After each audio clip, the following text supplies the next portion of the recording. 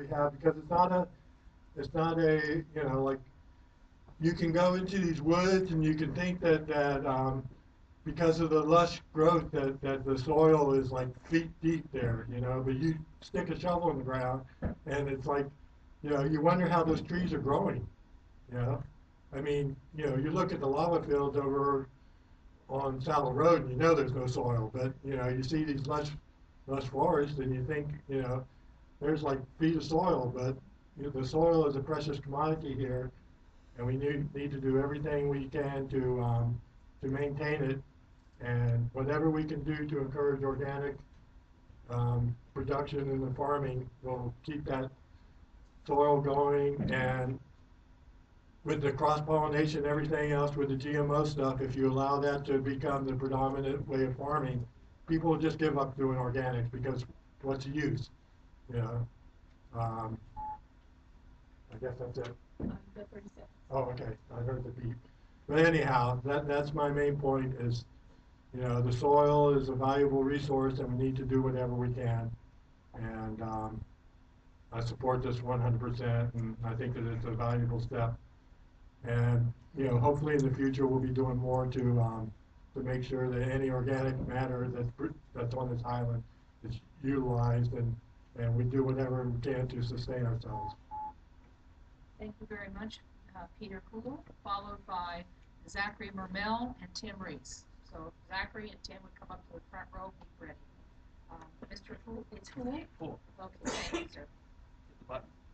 Yes, have the red light will come on. Push the button again. Thank you. Okay.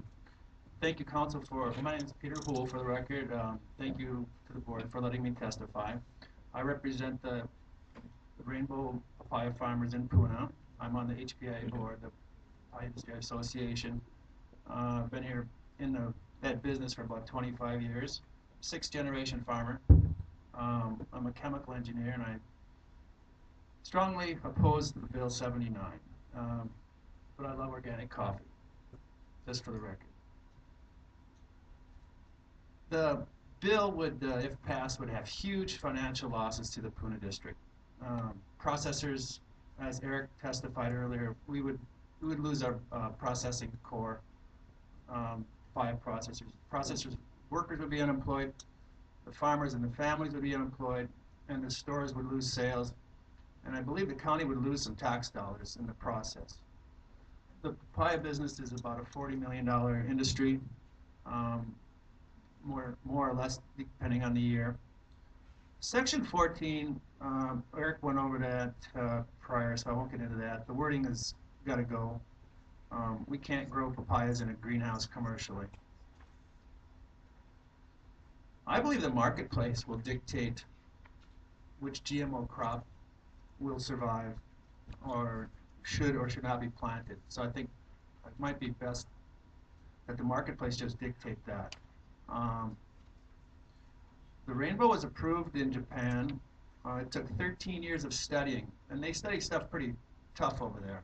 And that, if I remember correctly, was a big thing in the headlines in the newspaper about a year ago. So all of a sudden we're going to turn what we've been spending our lives on, and all of our incomes and all of our savings, and the next headline is the County Council of Hawaii bans GMO papaya. Well, I'm not sure if that's going to make you folks real popular. I know you've got a big decision to make, but probably going to have to think about this one overnight. I just got a call from Korean FDA to approve it. They want it. China wants it. You know, we're opening up Asian markets. I guess that's a beep. Well, I've been in the business 25 years. We poured our life savings into our business. We're processors, my wife and I. And I guess choice is what would be a good idea. You're really taking my choice to what to plant away from me. And I didn't know it's going to become illegal to grow a legal crop. That really bothered me. And a lawsuit is probably likely. Thanks. Thank you very much. Our next testifiers, Zachary Mermel and Tim Rees, please come forward. Mr. Mermel, let me start. Aloha, council members. My name is Push the bar on the bottom. Red light. Okay, we got the red light on. Okay, identify yourself by name, please. Aloha, council members. Mermel. I'm currently representing the Hawaii Organic Farming Association, also known as HOFA. HOFA supports the passage of Bill 79 for the following reasons. Farm production on Hawaii Island, food production on Hawaii Island should be moving towards more sustainable methods of agriculture that do not rely on insecticides, herbicides, and chemical fertilizers. Organics is the largest growing sector of the farm industry.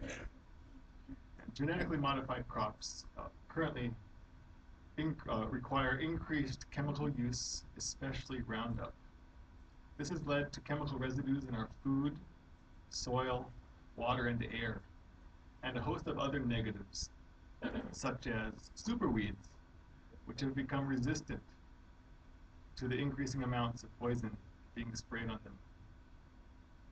Also, there are unknown human health and environmental risks associated with GMO crops.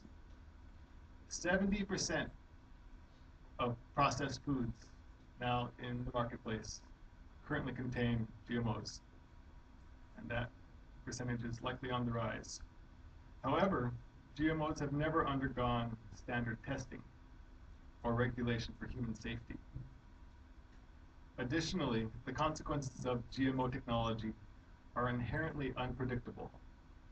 Inserting a single gene can result in multiple unintended DNA changes and mutations. Genetic contamination of other plants is already well documented. A 2009 review of 19 studies found that mammals fed GMO corn or GMO soy developed liver and kidney problems that could mark the onset of other chronic diseases. In a recent 2-year study, rats fed genetically modified corn developed 2 to 3 times more tumors than rats that were fed non-GM corn. So we're playing an experiment on ourselves by consuming GMO corn. Lastly, as a board member of HOFA and as a past organic crop inspector, I've observed firsthand the challenges that farmers here on Hawaii Island face. Farmers wanting to market their crops as organic currently run the risk of genetic contamination from nearby GMO crops. And with the organic industry being the largest sector that's growing in the farm industry, that's something that we can't afford to do. Thank you, Mr. Memel. Mr. Rees, 3 minutes. Aloha, good afternoon. I came late today and I heard some really great testimony, and I'm in alignment with most of the testifiers. It's funny because recently a gentleman wants to lease some of my lands for the GMO papaya. So yeah, on the Big Island we do have the GMO papaya thing. I don't want anyone losing jobs.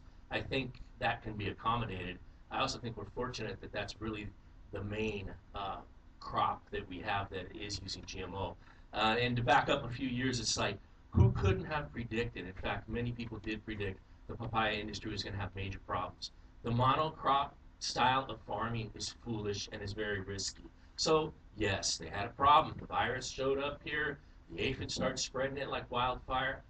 Was that completely anticipatable, if that's a real word? The problem is we went, well, some people are touting it as a solution, but it's funny how the production has gone down from, it's a fifth of what it used to be. So I keep hearing that the rainbow papaya was a success, but you know how many I order at a restaurant to try to keep my restaurant friends afloat? Cut it open, and then all I get is this knotty flesh inside. And besides, the taste is nowhere near what the sunrise papayas and better varieties used to be. Compare them side by side. I'm not here to knock the product they came up with, but they're saying it's the absolute solution to what we had before. And it wasn't. It isn't still. It was a solution. Was it the best? I don't think so when you consider particularly, look at what's going on with our nation, healthcare costs. There is a gambling arrogance here that says it's cool, it's safe. We, a small sector of the society, guarantee that. We say so. That's our guarantee. We're just going to say so. What if it's found to have deleterious effects as much as sugar? in the diet. Just that, something so ubiquitous, right? What would that do to America when we're talking about certain aspects of Obamacare bankrupting large sectors of our community? So we all know this healthcare cost is a massive issue. What if these arrogant gamblers are a little bit wrong? Just a little tiny bit. And it adds 1% more to our healthcare costs by introducing new problems that we didn't have before, whether they be immunity problems or allergies, what have you. So this is an enormous gamble that this industry is taking with common folks. Common folks, we didn't have a food crisis. They continue to do the food crisis and the fear mongering. I, for one, I would like to try to accommodate papaya industry as best as possible, but I also would like to say, who gives you the right to put the rest of us at such a radical potential risk when we're talking especially about our food supply? I, for one, feel that the Big Island would be much better off economically to pass Bill 79 very soon so that we get in under the wire of any state law trying to preempt this, and that they would possibly grandfather some of our intent in there. So I would urge Ms. Willie and the council to work quickly with the papaya industry, come up with a solution that is amenable. I believe there's far more economic benefit to Hawaii Island by standing out and passing this sort of legislation. Thank you very much. Thank you, Mr. Rees. The only person I've not been able to account for was Thomas, and I think this is D. Simone. Is he still here? Okay.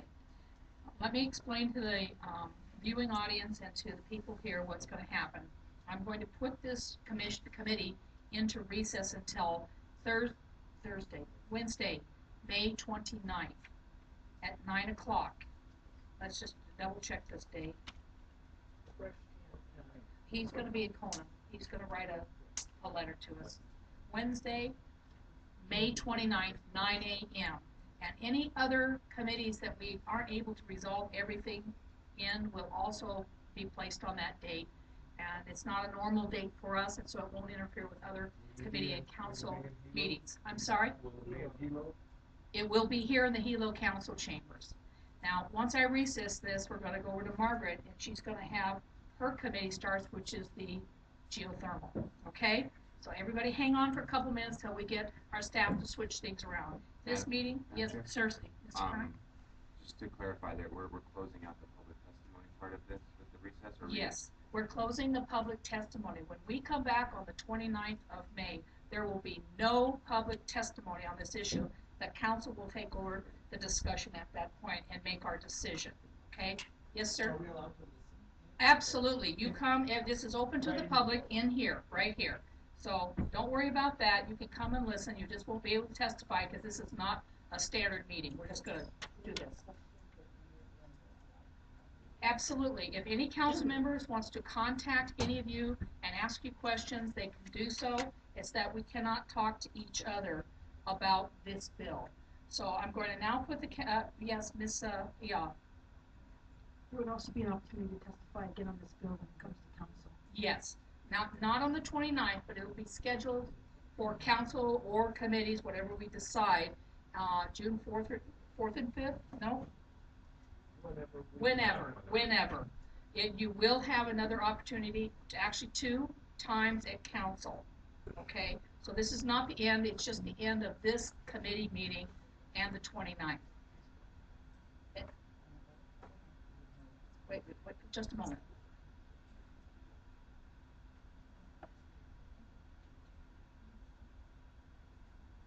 Okay, I was just, Mr. Yoshimoto just thankfully reminded me, we can't guarantee 2 readings in council. I can guarantee 1, and there might be a second reading depending on how the vote goes, okay?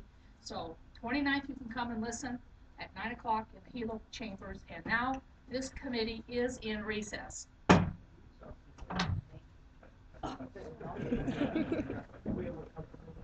Yes, because Jeff and everybody has to switch over to the minute change.